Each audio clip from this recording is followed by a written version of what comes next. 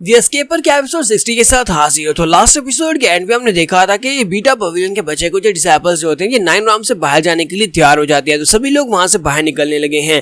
तो इस एपिसोड की शुरुआत में बाहर का सीन दिखाया जाता है। 1 महीने के बाद का सीन दिखाते हैं। ये सभी लोग रेगिस्तान में चलते हुए जा रहे होते हैं क्योंकि इन्हें कहा गया था कि रेगिस्तान से दूसरी तरफ जाएंगे तो यहाँ पर 9 राम्स खत्म हो जाएगी और ये दूसरी दुनिया में पहुंच सकते हैं। वहाँ सुनकर सभी लोगों से कहता है चलो हम सभी लोग यहीं पर आराम करेंगे और उसके बाद हम लोग आगे की तरफ बढ़ेंगे कि हमारे पास ज्यादा एलिक्सर और खाने पीने की चीजें नहीं बची हैं। तो वो सभी लोग वहीं पर बैठ जाते हैं और कहते हैं कि हम लोग पिछले आधे महीने से चलते हुए जा रहे हैं और ये डेजर्ट खत्म होने का नाम नहीं ले रहा। हम लोग बहुत ज्यादा थक चुके हैं और हम लोग के पास ज्यादा मेडिसिन भी और ज्यादा खाने पीने की चीजें भी नहीं बची। पता नहीं और कितने ज्यादा हमें चलना होगा, पता नहीं हम लोग और कितने ज्यादा दिन चलेंगे तब जाके हम लोग 9 राम्स को छोड़कर दूसरी दुनिया में जा सकते हैं। बहुत ज्यादा थक चुके हैं। लगता है कि 9 राम्स को छोड़कर बहुत ही कम लोग जा पाते हैं क्योंकि आधे लोग तो इस डेजर्ट में ही मारे जाते होंगे। लॉर्ड बीस आगे बढ़ती है, जुंची से कहती है जुंची तुम्हें क्या लगता है कि हमें और कितना ज्यादा चलकर जाना होगा और कितना ज्यादा फासला बचा है? तुम्हारा जुंची कहता है मुझे लगता है कि बहुत ही कम बचा है जितना जहाँ पर इस बुक के अंदर लिखा हुआ है। हमारे पैट्रियार्च की बुक है, पैट्रियार्च की बुक के अंदर लिखा हुआ है कि हम लोग यहाँ पर इसी साइड के ऊपर सीधा चलते हुए जाएंगे तो बहुत ही जल्दी हम लोग 9 राम्स को छोड़कर दूसरी तरफ पहुंच सकते हैं। बुफेन उसे कहता है कि हमारे पास खाना पानी और एलिक्सर्स है वो बहुत ज्यादा कम रह गई है और बहुत ही जल्दी खत्म हो जाएंगे। अगर हम लोग जल्दी अपनी डेस्टिनेशन के ऊपर नहीं पहुंचे तो मुझे लगता है कि हमारे बहुत सारे लोग मारे जाएंगे। जुंची उसे कहता है कि अच्छा ठीक है तुम सभी लोग यहीं पर रुको जबकि मैं आगे अकेला जाकर देख कर आता हूँ। अगर मुझे वहाँ पर कुछ मिला तो तुम सभी लोगों को लेने के लिए आऊंगा। इसके साथ ही मोटू जो होता है वो लोगों से कहता है कि मेरे साथ आओ मैं तुम्हें कुछ दिखाता हूँ क्योंकि मोटू पहले आगे चला गया था तो वो आगे देखकर आता है और कहता है कि देखो मुझे लगता है कि मुझे यहाँ से बाहर निकलने का रास्ता मिल गया है। तो वो सभी लोग बहुत ज्यादा खुश हो जाते हैं और कहते हैं कि वाकई में बाहर निकलने का रास्ता मिल गया। जो सभी को लीड करते हुए आगे बढ़ता है और कहते हैं चलो जल्दी से चलते हैं और देखते हैं कि यहाँ से बाहर निकलने का रास्ता क्या है। तो हम सभी लोग अब यहाँ पर एक और स्टेप फ्रीडम की तरफ आगे पहुंच चुके हैं। हम लोग आजाद होने वाले हैं। जैसे ये लोग आगे की तरफ बढ़ते हैं तो वहाँ पर उनके सामने एक बड़ा सा गेट होता है। वो गेट बहुत ज्यादा बड़ा होता है, इतना बड़ा गेट होता है कि इसके सामने हमारे जो लोग होते हैं ये बहुत ज्यादा छोटे लग रहे होते हैं, चींटी की तरह लग रहे होते हैं। तो वो लोग कहते हैं ये तो एक बहुत ही बड़ा गेट है। हम लोग तो इस बड़े से गेट के सामने चींटी की तरह बस छोटे छोटे लग रहे हैं। पता नहीं इस गेट को यहाँ पर किसने बनाया होगा। क्या ये दूसरी दुनिया का गेट है? क्या इस गेट को ओपन करने के बाद हम लोग दूसरी दुनिया में जा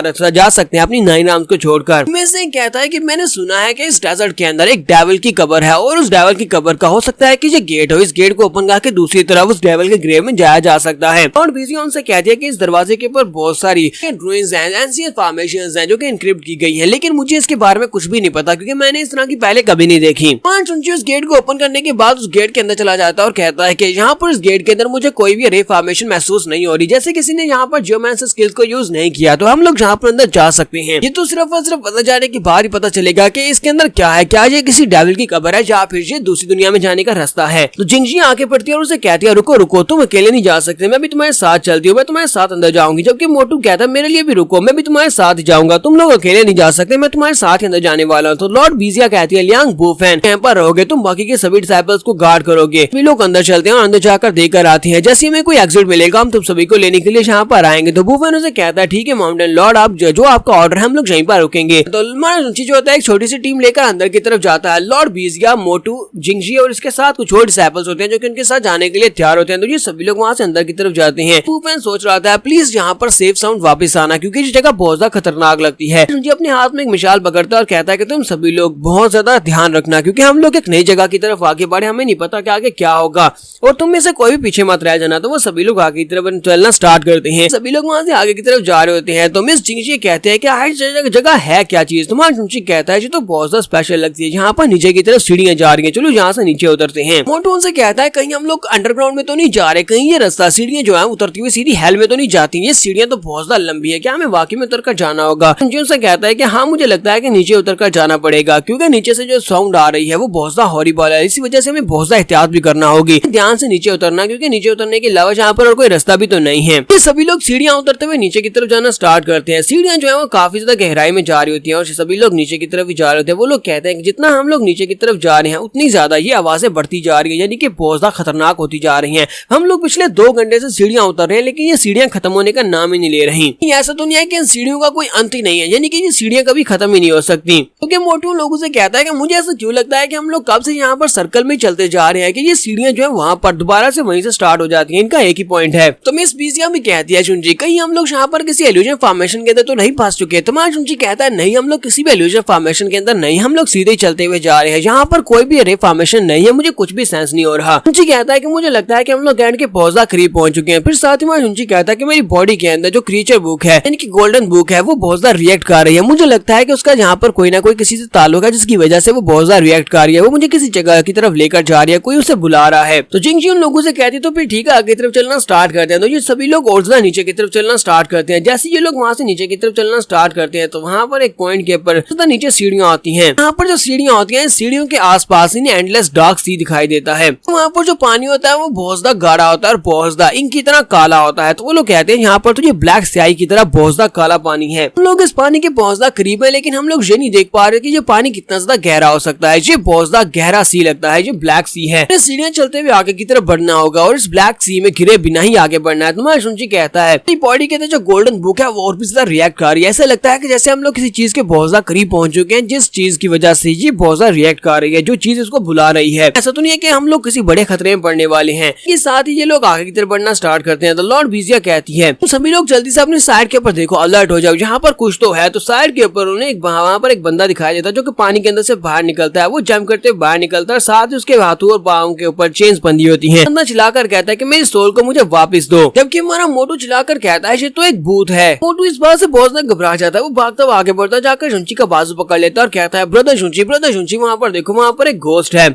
कि हमारा शुंची काफी ज्यादा गुस्सा हो जाता है और मोटू को एक किक मारता है और सामने की तरफ गिरा देता है और कहता है कि दफा हो जाओ, तुम मेरे साथ नहीं चिपक सकते क्योंकि मुझे लड़के बिल्कुल भी पसंद नहीं है। शुंची आगे बढ़ता जाके जिंगजी को पकड़ता है और उसे कहता है जिंगजी क्या तुम डरी हुई हो? तो जिंगजी कहती है हाँ मैं डरी हुई। तो शुंची कहता है परेशान होने की जरूरत नहीं है, मैं यहाँ पर तुम्हारे पास मौजूद हूँ। मोटू चिल्लाकर उसे कहता है ये क्या, यहाँ पर तुम मेरा साथ देने की बजाय इस लड़की का साथ दे रहे हो, यार डरा हुआ तो मैं हूँ। ये सभी बच्चे बहुत ज्यादा घबरा जाते हैं और कहते हैं कि ये जगह बहुत ज्यादा खतरनाक है, हमें यहाँ से निकलना होगा। ये पता नहीं कौन है, ये गोस्ट है जो पानी के अंदर से निकला है, जो कह रहा है कि मेरी सोल वापस करो। लेकिन ये हमसे ऐसा क्यों कह रहा है? हमें जल्दी से जल्दी यहाँ से भागकर जाना होगा, जबकि वो गोस्ट अभी भी कह रहा है कि मेरी सोल मुझे वापस करो। सभी लोगों से कहता है कि तुम में से किसी को भी डरने की जरूरत नहीं है, गोस्ट बिल्कुल भी नहीं होते, तुम सभी लोग जल्दी से तैयार हो जाओ, हमें बैटल के लिए तैयार होना होगा। वो सभी लोग कहते हैं हाँ ठीक है, हमें लगता है गोस्ट वाकई में नहीं होते, इस चीज के साथ फाइट करना होगी। तो वो सभी लोग यहाँ पर फाइट करने के लिए रेडी हो जाते हैं और कहते हैं कि चाहे कुछ भी हो जाए हमें यहाँ पर आगे बढ़ना है, हमें यहाँ पर से बाहर निकलना है, ना ही राम्स को छोड़कर दूसरी दुनिया में जाना है। वो गोस्ट जो होता है वो यहाँ पर इनके लिए नहीं कह रहा था कि मेरी सोल को वापस करो। उसी वक्त पानी के अंदर से एक ब्लैक कलर का क्लेन बाहर निकलता है। ब्लैक क्लेन वहाँ पर से बाहर निकलता है और उस गोस्ट के ऊपर अटैक कर देता है। देखकर हमारी लॉर्ड बीजिया कहते हैं ये तो एक ब्लैक क्लेन है, इसके बारे में मैंने सुन रखा है, ये एक लेजेंडरी क्रिएचर है, लेकिन ये यहाँ पर क्या कर रहा है, ये इस पानी के अंदर से कैसे बाहर निकला है?